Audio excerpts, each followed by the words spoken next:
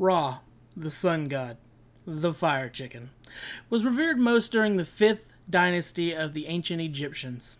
Beyond ruling the sun, which is the sign of power and creation, it is said that he ruled the sky, the earth, and the underworld as well. With the head of a falcon, a sun disk above his head, and the staff in his hand, he fought off the mighty serpent Apophis, who tries to stop Ra from helping the sun rise every day. But this brings us into a bit more of modern history, which is that of the movie Stargate, which was filmed in 1994, and it stars Ra as the prime villain who is revered as a god, but is nothing more than a serpent-like parasite. Ironic, isn't it? Now, if you haven't seen it, it's worth checking out. But on to Smite. Ra is one of the first 5 characters that you will get to choose from when starting out, and is a very good choice for first-timers to the MOBA genre. For those of you who are a bit older to the game, you might still get some good use out of this, I hope. That all said, Ra lives up to his tag of being a mage-type god, with his ability to use very high burst DPS to melt through his foes. That said though, while he is an easy god to use, never forget the importance of his utility that goes along with that pure firepower. He is one of only 3 gods that are currently in the game that can heal his groups while in group conflicts. On to Ra's passive ability, Speed of Light, which increases your movement speed by 10% per stack, stacking up to 3 times.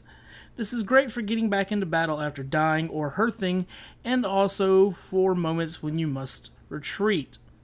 Use Divine Light, then follow it up with Solar Blessing in front of you when advancing in a different direction from the enemy, to not only give you a quick speed boost, but also give you a little bit of healing and harming them in the process, causing them to maybe rethink chasing you. If they are not directly behind you, you might also want to turn around and pop off your Celestial Beam, as this will be another way for you to take advantage of your movement and causing them to once again make the decision of getting hit or giving you more time to get away. Now, Celestial Beam causes a very good amount of damage early game, but it seems to grow weaker as the game goes on, and is very hard to land on mobile targets such as Sun Wukong, or just advanced players who know what they're doing. One tip to work on is to try to predict the player's movement. People tend to move in patterns. You'll always see that they try to dodge to one direction. This isn't always the case, but a lot of people do. If you can figure out this pattern, it'll be pretty easy to catch the target and to fry them. Now, Divine Light is one of those abilities that when I first saw it and tried to use it, I was like, man, this is just dumb. Because it just never seemed to really do anything of importance. Then I went up against a Ra who knew what the hell they were doing, and I quickly learned that it had a lot better use than what I was trying to use it for. This ability itself only does moderate amount of damage, but it does slow all targets in range and blinds them if they're looking at you. The key thing to note about it is paying attention to where your opponent is looking and trying to make sure that they are looking at you whenever you use this ability so that you can blind them, which makes it easier to land your other abilities because the person can't exactly tell where you're aiming if they can't see. Now then, Solar Blessing, on the other hand, is your healing and buff ability that you have to target in a certain place to use it. Now, I feel that too many people try to use this as an offensive spell, but it's not very good for that. The damage is extremely low, and comparatively, you're going to get more use out of it early game by healing your minions, and in later game, healing your allies during team pushes. That said, if an enemy is fleeting, and you can't get anything else down, you might as well drop it in front of them and hope that you pick up the kill. And last, we have Searing Pain. Now, this is what fried chicken's all about.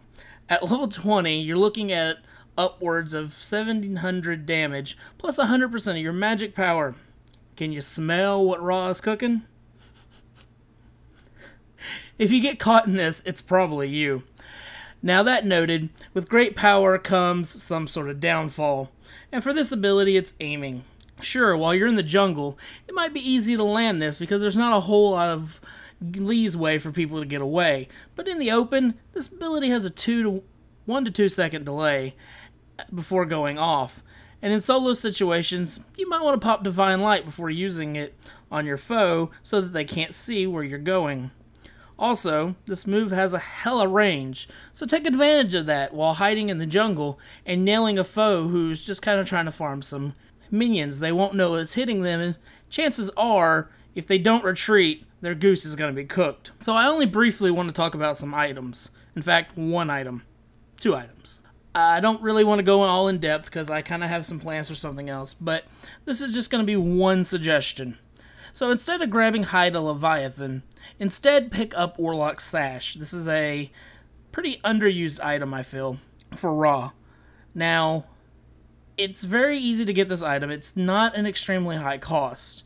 And once you finish it and you've got the buff all the way up, you're looking at 90 magical power plus 460 health and 560 mana.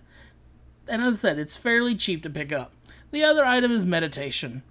This is a great item early game to get your mana back up and allows you to push a little bit harder.